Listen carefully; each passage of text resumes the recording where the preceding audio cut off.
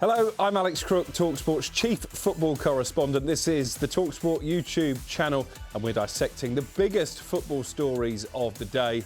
None bigger than the future of Manchester United manager Ruben Amorim. So let's start there. Well, all the positivity coming into the new season at Old Trafford with the big money summer signings of the likes of Matheus Cunha, Brian Mbeumo and Benjamin Šeško has very quickly been wiped away. United, in fact, have made their worst start to a Premier League campaign since the competition came into inception back in 1992-93. Now, on that occasion, they signed a certain Eric Cantona, turned their form around and actually went on to win a First League title in 26 years. A repeat under Amorim seems very unlikely after a chastening 3-0 defeat in the Manchester derby at the Etihad on Sunday. I was there. It could have been 5 or 6 for Manchester City. Erling Haaland missed a sitter, so too did Tijjani Reinders.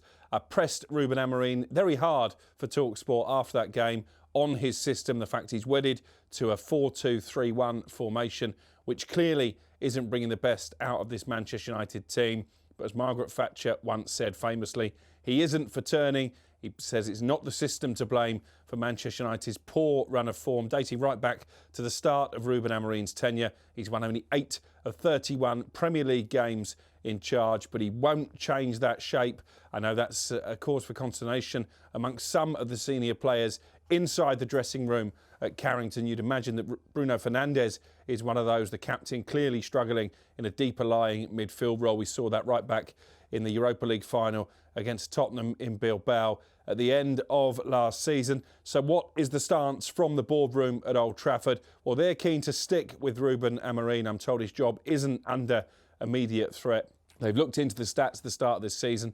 They see that Manchester United are right up there in terms of chances created, in terms of the XG, in terms of shots in those 4 Premier League games. They feel like the tide will turn, and I think having set themselves a rather ambitious goal of winning the Premier League title by the end of the 27-28 season, they realise that another change of manager would potentially set the club backwards. But surely Ruben Amorim has to start getting some results on the board. They've got a difficult game next up, Manchester United at home to Chelsea on Saturday. 2 crunch games after that for me, either side of the October international break, which historically is a bit of a graveyard for Manchester United managers. That's when they decided to fire Erik ten Hag, albeit he didn't actually get relieved of his duties until November. They've got Brentford away from home, Manchester United, and then Sunderland at home. Surely they are 2 must-win games, even at this early stage of the season. We'll keep you posted right here on talkSPORT should anything develop in terms of Ruben Amorim's future. But as I say, at the moment, the latest information we have is that he's safe, albeit for now. Sticking with Manchester United, Kobbie Mayu once again was restricted to a role as a super sub on Sunday. I do think he made a bit of an impact actually when he came off the bench, Kobbie Mayu, with one run in particular that took out the whole of the Manchester City midfield. It's pretty clear though that his face still doesn't fit when it comes to Ruben Amorim. They actually picked Manuel Ugarte to play alongside Bruno Fernandes as the number 6, even though he was hauled off at half-time on his last shocking appearance against Grimsby in the League Cup. Now, we were the first to report in the final days of the summer transfer window that Kobbie Mayu was looking for a loan move away from United. Ultimately, the Old Trafford board and Ruben Amorim weren't willing to sanction that. The messaging coming out of Old Trafford is that Mayu, an academy product, does still have a future at the club if he can convince Ruben Amorim that he can do what he wants him to in that number 6 position. But certainly this is one to keep a keen eye on between now and January when the window reopens. Newcastle, one team that I'm told are monitoring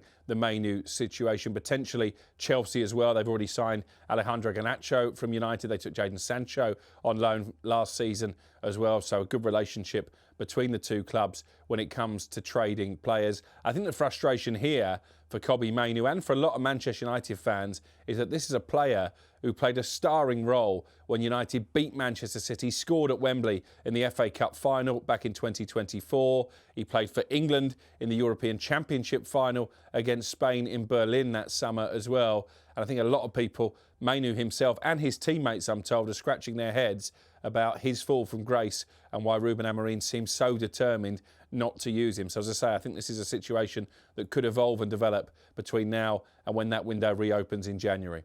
Moving away from Manchester United, it's been a really tough start to the season for Wolverhampton Wanderers, beaten 1-0 at Newcastle, albeit with a decent performance at the weekend. It does mean they've lost 4 out of 4 Wolves. They prop up the Premier League table at this early stage. And I think a lot of people feel that with Sunderland making a good fist of trying to stay up, Burnley much more difficult to beat and score against than they were when they were last in the Premier League under Vincent Kompany, and Leeds picking up points as well. There are a few teams, so-called established teams in the Premier League, who may be vulnerable at this moment in time. West Ham are one of those, and we're going to debate Graham Potter's future, I'm sure, in the coming days and weeks. But Wolves are as well. They had a tough summer. They sold Mateus Cunha for big money, didn't really replace him. They cashed in on Rayan Aït-Nouri, and I think a lot of people close to Molineux feel he was allowed to go too cheaply to Manchester City. And Nelson Semedo as well. He left on a free transfer, having let his contract run down. I think they were probably, alongside Jurgen Strand-Larsen, who Wolves did manage to keep out of the clutches of Newcastle, their 3 best players last season. So the hierarchy there were prepared for a difficult campaign. They still have faith in their manager, Vitor Pereira. Interestingly, his contract expires at the end of this coming season, but I'm told both parties are relaxed about that. He's keen to sign a new deal. Wolves are keen to keep him, so I think this probably will happen once they start to get some points and some wins on the board. He's a client of the super agent George Mendes, so negotiations there should be pretty smooth, bearing in mind the increased influence that Mendes now has on the boardroom at Molineux. And the final story that I wanted to touch upon today is at Newcastle United. Huge week for them. What a game on Thursday, live on talkSPORT. They take on Barcelona in the Champions League. It's a fixture that evokes memories of that Faustino Asprilla hat-trick back in the late 1990s. To beat the Spanish Giants at a raucous St James's Park. The atmosphere will be red hot, I'm sure, on Thursday night. This is the one fixture that when the league phase was announced, the Newcastle fans have been looking forward to above all others. One player who can't feature, though, is Yoane Wissa. He was one of the sagas of the summer transfer window. Would he be allowed to leave Brentford in the end? Newcastle got their man. 10 minutes, I think it was, before the window closed. That paperwork was finally signed on a £55 million deal. We haven't seen him yet in a Newcastle shirt, though, while Nick Voltemada, their record signing, was busy scoring the winner against Wolves at the weekend. Wissa, unavailable due to injury, picked up a knee issue on international duty with DR Congo, where he scored a couple of goals, actually, during that international break. Now, we're yet to get formal confirmation of exactly how long he will be out for, but I'm told Newcastle fear it could be several weeks before Wissa is able to make his debut. That's a big blow for Eddie Howe. Having lost Alexander Isak to Liverpool, he signed Voltemada and Wissa to form an exciting new strike force. But as I say, I think he will be out for several weeks now.